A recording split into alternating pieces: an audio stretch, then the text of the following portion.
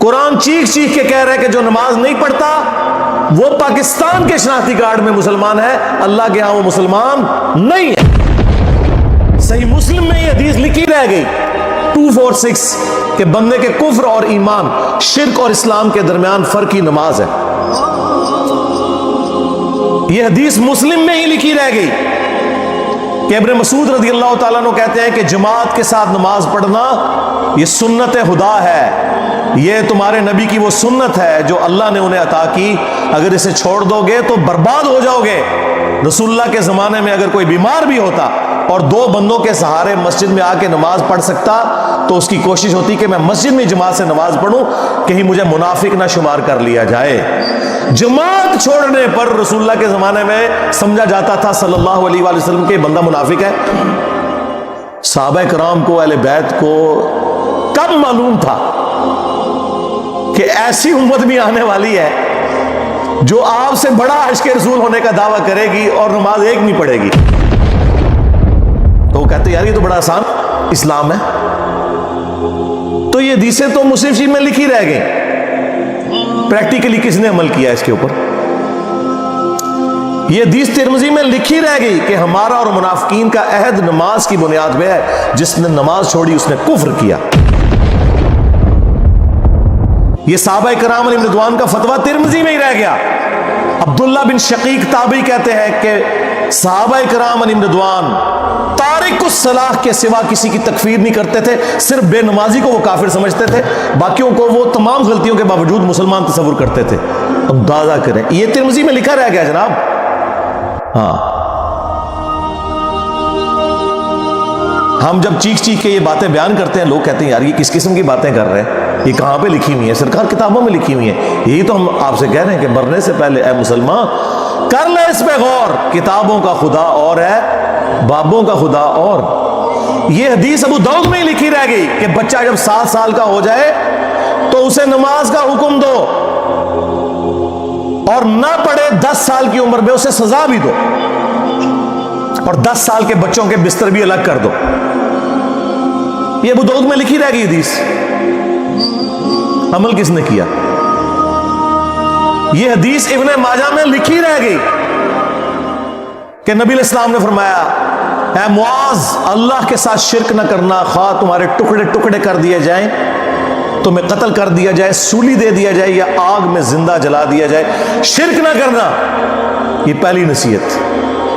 اسی حدیث میں دوسری نصیحت، نماز نہ چھوڑنا۔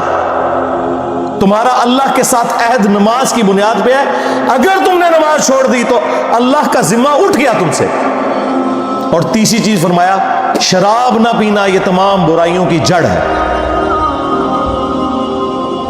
تو یہ حدیثیں تو لکھی رہ گئی سرکار۔ یہ حدیث مسند احمد میں ہی لکھی رہ گئی کہ نبی علیہ السلام نے فرمایا کہ نماز قیامت کے دن نمازی کے لیے دلیل، نجات اور نور ہوگی، اور جو نماز نہیں پڑھتا قیامت کے دن نہ اس کے لیے کوئی دلیل ہوگی اللہ کے حضور بچنے کی، نہ نجات اور نہ کوئی روشنی، نور جو پولیس رات سے گزرنے کے لیے قرآن میں آیا نا، وہ نور۔ اور پھر نبی السلام نے فرمایا کہ بے نمازی کا حشر اسی حدیث میں آتا ہے، فرعون، قارون اور حامان اور امیہ ابن خلف کے ساتھ ہوگا۔ ہاں جی، کچھ بھی ہے تیرے محبوب کی امت سے ہے۔ محبوب تو پہلے ہی بتا گیا کہ بے نمازی تیرا حشر تو فرعون کے ساتھ ہونا ہے، تیرا حشر قارون کے ساتھ ہونا ہے، امیہ ابن خلف کے ساتھ ہونا ہے۔ اور یہ تو میں آپ کو صرف ایک بات کر رہا ہوں۔ اب اگر میں قرآن کی توحید بیان کرنا شروع کروں تو قرآن کے پہلے صفحے کا ٹیسٹ دنیا کے کروڑوں مسلمان پاس نہیں کر سکتے۔ ایاک نعبد و ایاک نستعین، یہ قرآن میں لکھا رہے گا۔ ماشاءاللہ فجر کی نماز میں یہ پڑھ کے نکلتا ہے، اور مسجد کے ساتھ جو دربار ہے ریگولرلی حاضری دے کے اس بابے سے بھی مانگ کے گھر آتا ہے۔ تو کیا نماز تو پڑھی؟ تو مسلمان ہے، تیری ہر نماز کی ہر رکعت میں تو یہ نہ پڑھے تیری نماز ہی نہیں ہوتی۔ ایاک نعبد و ایاک نستعین، اے اللہ عبادت بھی تیری کریں گے، دعا بھی تجھی سے مانگیں گے، مدد بھی تجھی سے مانگیں گے۔ یہاں مدد مانا دعا کے، لیکن یہاں مولویوں نے پھر پٹی پڑھا دی، انہوں نے کہا نہیں جی نہیں جی، امی سے روٹی نہ مانگے۔ اندازہ کریں قرآن کا مذاق اڑا رہے ہیں، حالانکہ انہیں پتہ ہے کہ قرآن میں یہ آیت موجود ہے وَتَعَاوَنُوا عَلَى الْبِرِّ وَالتَّقْوَى وَلَا تَعَاوَنُوا عَلَى الْإِثْمِ وَالْعُدْوَانِ، نیکی اور پرہیزگاری کے کاموں میں ایک دوسرے کی مدد کرو اور برائی میں الگ رہو۔ قرآن نے بتایا ہے کہ اللہ نے دنیا کو اسباب کے ساتھ جوڑا ہوا ہے۔ یہاں ایاک نستعین میں دعا کے اعتبار سے بتایا جا رہا تھا کہ غیر اللہ سے نہیں کرنی، ظاہری اسباب کا تو قرآن میں حکم ہے، لیکن دیکھ لیں۔ اور پھر جس شان سے اللہ تعالیٰ نے سورۃ النمل میں ذکر کیا، حیران کن بات آپ کو بتاؤں، اہل تشیع کے ہاں صبح و شام کی دعاؤں میں، سنت اذکار میں سورۃ النمل کی آیت نمبر 62 پڑھی جاتی ہے، ترجمہ نہیں کبھی کسی نے پڑھا۔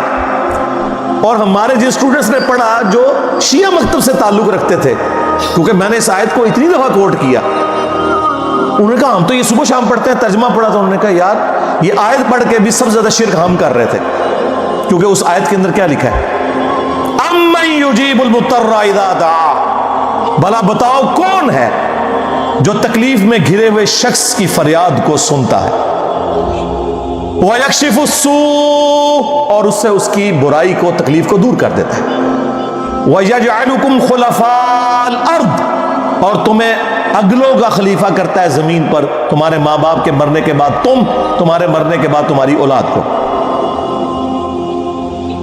اَإِلَٰهٌ مَّعَ اللَّهِ، کیا اللہ کے ساتھ کوئی اور معبود بھی ہے؟ قَلِيلًا مَّا تَذَكَّرُونَ، لیکن بہت کم ہی تم نصیحت حاصل کرتے ہو۔ بالکل صدق اللہ العظیم، بہت کم لوگوں نے نصیحت حاصل کی۔ اس آیت میں کلیئر کٹ لکھا ہے کہ جو اللہ کے سوا کسی اور سے دعا کرتا ہے گویا وہ اسے خدا بنائے ہوئے ہے۔ یا علی مدد کا مطلب سادہ نہیں ہے، اس کا مطلب ہے کہ آپ نے مولا علی کو اللہ کے مقابلے پر خدا تصور کر دیا۔ نہیں جی ہم تو انہیں اللہ کا بندہ مانتے ہیں، نہیں جناب، قرآن تو یہ کہتا ہے کہ اللہ کا بندہ مان کے یا بغیر بندہ مان کے، جب تمہارا یہ عقیدہ ہے کہ اللہ کے سوا کوئی تمہاری تکلیف دور کر سکتا ہے، جی پیچھے اللہ ہی ہے، اچھا اللہ پیچھے رکھنے سے، یہ دیکھیں حدیث میں لکھا ہوا نماز کا طریقہ، اور نہیں جی ہمارے امام صاحب نے بھی تو وہی کچھ بتایا نا، پیچھے تھے اتنے بھی نبی علیہ السلام نے، نبی علیہ السلام پیچھے رکھنے کے لیے، میرے نبی صاحب ہے ہی کوئی نہیں، تیرے بابے تھے شاہ ہی کوئی نہیں، اللہ پیچھے، رسول پیچھے، آگے تمہارے بابے، عزتیں اویل کی ہیں تم نے اللہ اور اس کے رسول کے نام کے اوپر، چندے کھائے ہیں تم نے رسول اللہ کے نام کے اوپر صلی اللہ علیہ وآلہ وسلم، سواریاں سوار کی ہیں تم نے مکے اور مدینے کے نام کے اوپر، اور غداری کی ہے اپنے دین کے ساتھ، ممبروں پہ چڑھ کے کہتے ہو قرآن و حدیث ڈائریکٹ نہ پڑھنا گمراہ ہو جاؤ گے۔ واہ، یہ کوئی یہودی یا نصرانی آ کے بات کرے ہم منہ توڑ دیں، جس طرح آج آگ لگانے کے اوپر قرآن کو ہمیں کتنا غصہ چڑھا ہوا ہے۔ تیرا مفتی ہر جمعے کو کھڑا ہو کے کہ قرآن اور بخاری ڈائریکٹ نہ پڑھنا گمراہ ہو جاؤ گے، آگ تو یہ لگا رہا ہے، وہ آگ تو ایک دن تھی، اس سے کوئی فرق نہیں پڑا۔ قرآن کے ملینز آف کاپیز دنیا میں موجود ہیں، ملینز آف حافظ قرآن ہے، قرآن کو کوئی آگ نہیں لگا سکتا، دنیا سے ختم نہیں کر سکتا۔ اصل جو چور چھپا ہوا ہے نا وہ تیرے اندر چھپا ہوا ہے، جو یہ علماء ہیں، شیاطین، جنات اور انسانوں میں سے شیاطین، جو تمہیں یہ کہہ رہے ہیں قرآن حدیث ڈائریکٹ نہ پڑھنا گمراہ ہو جاؤ گے، اور تم کہتے ہو مفتی صاحب نے فرما دیا۔ سبحان اللہ، دنیا میں اگر کوئی مفتی صاحب لمبی داڑھی اور پگڑی اور ہاتھ میں تسبیح کے ساتھ آپ کو کوئی 2 نمبر چیز دے دیں، آپ ایک استری خریدنے کے لیے جائیں اپنے کپڑے کرنے کے لیے، اور اس پہ جعلی مور لگا کے وہ بندہ آپ کو وہ استری دے دے، اور آپ کو بعد میں پتہ چل جائے اس نے دھوکہ کیا ہے، تو آپ کیا کہیں گے؟ مفتی صاحب نے فرما دیا استری شریف۔ آپ غصے میں بھرے ہوئے جائیں گے اور کہیں گے کہ تو داڑھی رکھ کے بےایمانیاں کر رہا ہے، کہیں گے نا۔ تو یہ داڑھی والے جو مولوی ممبروں پہ چڑھے ہوئے جھوٹ سکھا رہے ہیں آپ کو، ان کو کبھی آپ نے کہا نہیں؟ آپ فرق دیکھ لیں، جہاں آپ کی دنیا کا نقصان ہوتا ہے نا، نہ آپ کو مفتی کی داڑھی نظر آتی ہے، ہو سکتا ہے آپ جا کے آگ لگا دیں اس کی داڑھی کوئی، لیکن جہاں آپ کا دین کا نقصان ہو رہا ہے آپ کہتے ہیں مفتی صاحب نے فرما دیا، وہاں لاکھ چیختے رہے کہ یار یہ مفتی صاحب آپ کو اپنے بابوں کا دین بتا رہے ہیں، کتابوں میں دین کچھ اور لکھا ہوا ہے، ٹس سے مس نہیں ہوتے۔ تو یہ قرآن کی توحید کا ٹیسٹ نہیں تھے پاس کر رہے۔ ایک جاہل سے جاہل مسلمان کو بھی یہ بات سمجھ آنی چاہیے کہ بارش کون برساتا ہے؟ اللہ۔ ڈیوٹی کس کی ہے؟ فرشتوں کی۔ کیا ہم بارش فرشتوں سے مانگیں گے یا اللہ سے؟ تو بات ختم ہو گئی۔ جو ڈیوٹیاں لائیاں نے جی بابیاں دیاں، وہ چھڑ دے، وہ ڈیوٹیاں لائیاں نے۔ کدھر مر گئے وہ بابے کہ آج ہزاروں ایکڑ کے اوپر یوٹیوب کی جو ہارڈ ڈسک رکھی ہوئی ہے ان کے اوپر رسول اللہ کے خلاف گستاخانہ ویڈیوز رکھی ہوئی ہیں، بابا کدھر مر گئے؟ نگاہ مار کے کیوں نہیں ڈیلیٹ کرواتے؟ وہ بابا جی کہا کرتے تھے نا جی امت مر جائے، امام مالک فرماندے نے کہ حضور دیاں گستاخیاں ہو رہی ہیں اور امت زندہ ہے، بدلہ نہیں لیندی۔ امام مالک فرماتے تھے پھر امت زندہ کیوں ہے؟ پھر مر جائے ساری، پھر مر جائے ساری۔ پوری عالم اسلام اس وقت یا تو مر جائے، یا تو مر جائے سارا عالم اسلام، یا پھر حضور کی عزت پر پیر رہ جائے۔ بس دو باتوں میں سے ایک بات ہے، بس یا سارا اکٹھا ہو کے مر جائے یا پھر فرانس کو جواب دے۔ میں نے کہا تھا بابا جی رک جاؤ، صبر کرو، تو آڈے ہوتے کوئی اور شاید اللہ نے چھاڑ دیتی ہے۔ امت بعد ہی مرے، پہلے تیرے بابے کیوں نہیں مر جاندے بابیا؟ جنہاں دی ڈیوٹیاں سن، غوث کتب ابدال، انہوں نے اپنے نبی کا کلمہ نہیں پڑھا ہوا؟ وہ کدھر مر گئے جو کل تک اپنے مریدوں کو یوں دیکھ کے تو جلا کے راکھ کر دیتے تھے، آج اتنے بغیرت ہو گئے کہ وہ یوٹیوب سے ویڈیوز نہیں ڈیلیٹ کر سک رہے؟ لے جاؤ اپنے بابے تو، کسی کام میں نہیں نکلے۔ پہلے وہ مرن نا، امت تو بیچاری کچھ کر نہیں سکتی، بابوں کے پاس تو اتنے رائٹس ہیں۔ وہ بابا لبو جی ڈیوٹی ہے اتنے جتنے ہارڈ ڈسک پہ ہیں اتنے جس غوث دی ڈیوٹی ہے انہوں لبو اتنا، اس سے میں 295 سیل آواں گا۔ امت مر جائے، تیرے بابے نہ مر جائے، امت مر جائے۔ امت نو تے تسی مس گائیڈ کیتا ہے، شرک میں ڈبو دیا۔ او جی لاہور 1000 سال تو بابا بیٹھے ہے تے پال رہے لوگوں نو، چھڑ دے، آج چندے بند کر دینا گورنمنٹ، کتے پھرن گے دربارہ ہوتے تواڈے، صفائی کرنے والا کوئی نہیں ہوگا، بند کراؤ آج چندے، بابا پال رہے ہیں، تواڈے چندے دے پلدے نے تے تسی کہتے بابا پال رہے ہیں۔ شرم کی کوئی انتہا ہوتی ہے۔ یہ لوگ بات کرتے ہیں کہ قرآن جل گیا تو پورے ملک کے اندر ہنگامے کھڑے کیے ہوئے ہیں، قرآن تم لوگوں نے جلایا ہے شرک پھیلا کے۔ ویسے تو کہتے ہو ہم سنی ہیں، سنی وہ ہوگا جو بخاری مسلم کے طریقے کے مطابق جو رسول اللہ کے احادیث نقل ہوئی ہیں صلی اللہ علیہ وآلہ وسلم، رکوع میں جاتے وقت اور رکوع سے اٹھتے وقت رفع الیدین کرے گا، یا سنی وہ ہوگا جو اپنی پبلک کو یہ جھوٹ مشہور کرے گا کہ جی بغلے بت رکھ کے آندے سن تاں رفع الیدین ہوندا سی۔ واہ واہ، جس شخصیت کے ساتھیوں میں سیدنا عمر، سیدنا حمزہ، سیدنا علی جیسے دلیر اور اللہ کے شیر ہوں، اتنے لوگ بت رکھ کے تے حضور دے پیچھے آگے ہوندے سر۔ اب گل کرنے لی کرو کوئی، سب کچھ جھوٹ نکلیا تھوڑا۔